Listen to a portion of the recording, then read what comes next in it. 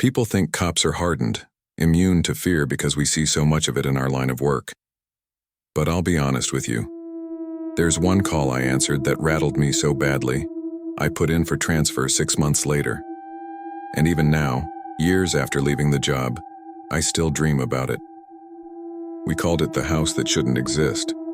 It started with a welfare check, nothing unusual.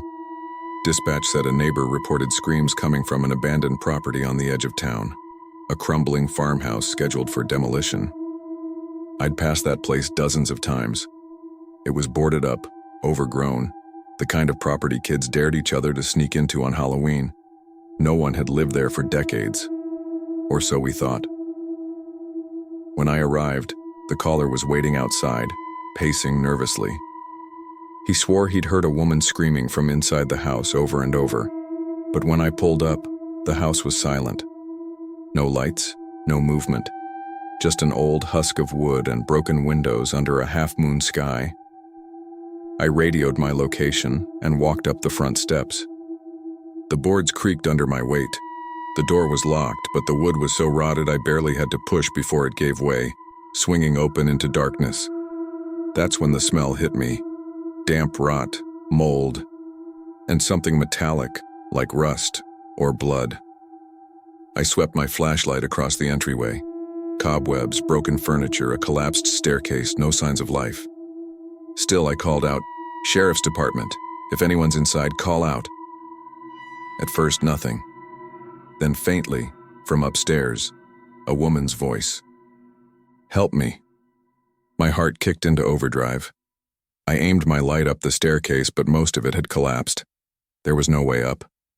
Still, I could hear her. "Please, help me." Each time she spoke, it sounded closer.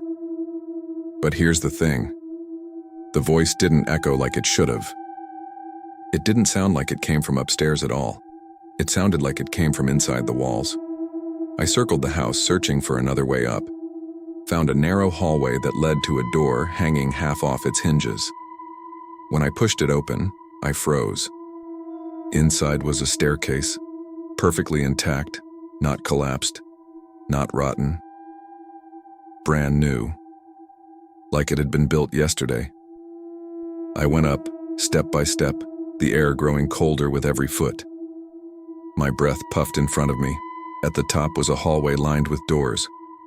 5 of them, all shut. From behind the middle door I heard crying. Soft, broken sobs. I reached for the knob, but before I touched it, the sobbing stopped, replaced by a whisper. "Don't." I whipped my light around, but the hall was empty. My radio hissed with static. I tried to call in, but the line was dead. That's when all 5 doors creaked open. Slowly, on their own. Each revealed a room that shouldn't have been there. Rooms bigger than the footprint of the house itself. One was a children's nursery. Toys scattered across the floor, but every toy was broken, their faces smashed in. Another was a kitchen, pristine and clean, with a roast still steaming on the table, even though the rest of the house was dust and decay. Another was a bedroom, but the bed was covered in dozens of Polaroid photos. Every single one showing people I didn't recognize, each with their eyes scratched out. The 4th was empty, completely black, like the flashlight couldn't pierce it. And the fifth was a mirror of the hallway I was standing in. But in that hallway I wasn't alone. There was someone standing behind me. Tall, thin, its head bent at an unnatural angle. As I stared into the mirrored version of the hallway, the figure's hand rose. And in the glass I saw it reach for my shoulder. I spun around, gun drawn. Nothing, empty hallway. But when I turned back, the mirror door was shut, and carved into the wood, deep and jagged, were 2 words: "Get out." I didn't need to be told twice. I bolted down the stairs, through the entryway, out into the night air. The caller was gone. His car was gone, and when I looked back, the house was gone too. Nothing but an empty lot, overgrown with weeds, like it had never been there.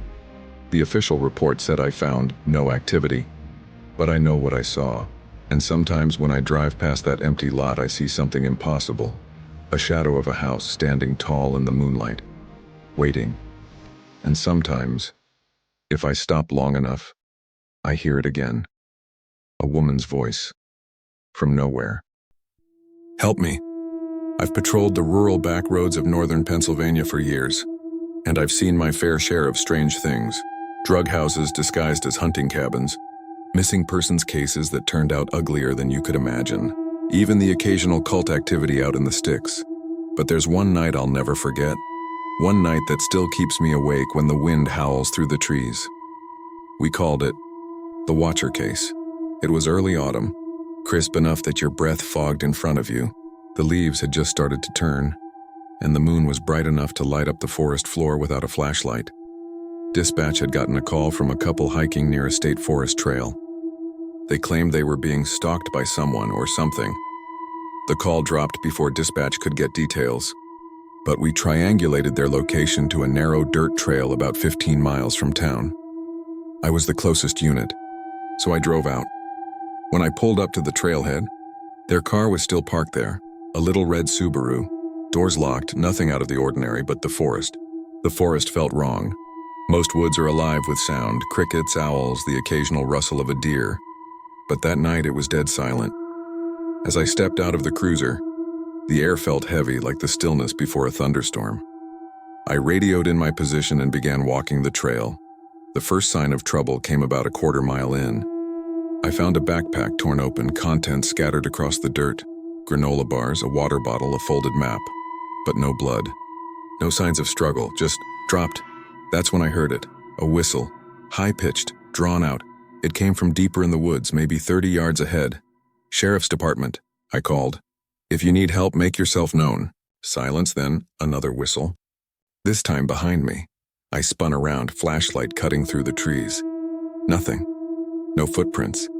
No movement, but I knew what I heard. I pressed forward, pulse hammering, scanning left and right. That's when I found the shoe. A woman's sneaker lying sideways in the dirt. A few feet away, a second shoe. Both looked recently worn, laces still tied. I crouched down to inspect them, and that's when I saw the eyes. Too pale. Reflective circles, low to the ground, staring at me from between the trees. I stood slowly, hand going to my holster. Step out where I can see you, I ordered. The eyes didn't blink. Didn't move. Just watched. Then, gone. Like they'd never been there at all. I pressed deeper into the trail until I came to a clearing.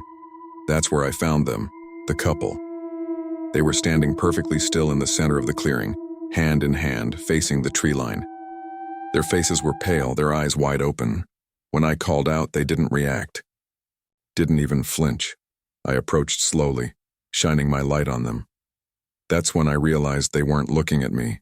They were looking past me. I turned, raising my flashlight, and froze. Lined up along the edge of the clearing were figures, tall, thin, impossibly still, at least 6 of them, maybe more. Their bodies were half hidden by trees, but their faces, or what I thought were faces, reflected the light like animal eyes. Every instinct in me screamed to draw my weapon, but I couldn't move. My legs felt rooted to the ground. Then, in perfect unison, the figures raised their arms and whistled. The same sound I'd heard before, high-pitched, drawn out. The couple screamed then, finally snapping out of their trance, and bolted past me, running for the trailhead. I wanted to follow, God knows I wanted to, but I couldn't take my eyes off those things in the trees. When I finally managed to move, I backpedaled slowly, gun drawn, light sweeping, but the moment I looked away, they were gone. The tree line was empty. Silent again. I ran the trail all the way back to the Subaru, where I found the couple sitting inside, doors locked, sobbing uncontrollably. They refused to speak, wouldn't tell me what they saw, what they felt. All they kept repeating was, they were waiting for us. They were waiting. Back at the station, I filed the report as a lost hiker recovery, but that wasn't what happened out there. I've been back to that trail twice since. Both times I've found strange things. Stacked stones in geometric shapes, broken branches arranged in symbols I don't recognize, and once, a whistle from somewhere deep in the woods, and every time I hear it, I swear I feel eyes watching me, waiting. Sometimes at night when my house is quiet, I hear it again, That same whistle, high-pitched, drawn out. And I know, deep down, that whatever was watching in those woods, it's still watching me. I've been on the force long enough to know traffic stops can go bad in 1,000 different ways. But nothing prepared me for the night a man vanished from the back of my patrol car. This isn't some rumor. This isn't a campfire story. I was there. I cuffed him. I put him in the car myself. And I still don't have an answer for what I saw. It was late November, the kind of night where the cold creeps through your jacket and makes your bones ache. I was running traffic enforcement along Highway 19, a long, dark stretch of road cutting through farmland. Around 2:30 in the morning, I clocked an old Ford sedan doing nearly 90 in a 55 zone. I lit him up, expecting the usual nervous kid, drunk driver, maybe someone just trying to get home too fast. But when the car slowed and pulled over onto the gravel shoulder, something about it already felt wrong. The taillights flickered like the electrical system was dying. The engine made a grinding noise even after the driver turned it off. I stepped out, hand on my flashlight, and approached. The driver rolled the window down slowly. He looked ordinary, mid-40s, thinning hair, worn-out jacket, but he had a smile plastered across his face, one that didn't match the situation at all. "Evening, officer," he said, almost cheerful. "License and registration," I told him. His hands trembled as he passed them over. "Name, Daniel Mercer." The second I ran his info through dispatch, alarms went off. Outstanding warrants in 2 counties, burglary, assault, resisting arrest. I told him to step out of the vehicle. Now here's where it gets strange. Most suspects try to argue, plead, or run. Mercer didn't. He stepped out slowly, calmly, still smiling. I cuffed him, patted him down. Nothing unusual. No weapons, no drugs. But he kept whispering under his breath the whole time. At first I thought he was muttering prayers. But as I leaned closer, I caught fragments. Not real. "Not here, not mine?" I asked him what he was saying. He just looked at me and grinned wider. That grin put a chill straight down my spine.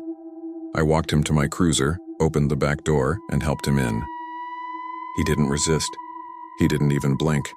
Just kept staring at me, like he was waiting for something. I shut the door, double-checked the lock, and radioed in. "One in custody. En route back to station." The drive should have taken 20 minutes. 5 minutes in, I heard him speaking again. His voice was low but urgent, like he was having a conversation with someone else. I glanced in the rearview mirror. He wasn't looking at me. He was staring at the empty seat beside him. "Almost time," he whispered. "Almost gone." "Who are you talking to?" I snapped. He met my eyes in the mirror. "Not yours to keep," he said.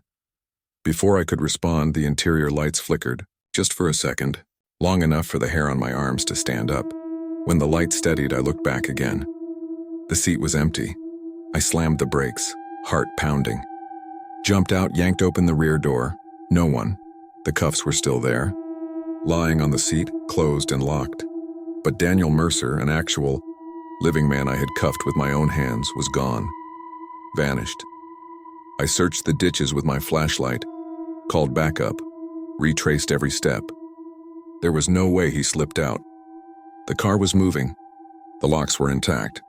The doors had child safety engaged. It was impossible, and yet, back at the station, the report nearly got me suspended. The higher-ups thought I'd screwed up, let him escape. Or worse, made it up. But when they pulled dash cam footage, things got even worse. On camera, you can see me cuffing Mercer, putting him in the back seat, shutting the door. Clear as day. But once I start driving, the video glitches. Just static, for a full 10 minutes. When it comes back, the back seat is empty, like he was never there at all. A week later, I got a plain white envelope in my mailbox. No return address. Inside was a single Polaroid. It showed the back seat of my cruiser, and Daniel Mercer was sitting there, smiling that same wide, awful grin. In the picture, though, he was holding the cuffs in his hands, open. Written across the bottom in shaky handwriting were the same words he'd whispered that night. "Not yours to keep." I don't know if Daniel Mercer was a man, or if I ever really arrested anything human at all.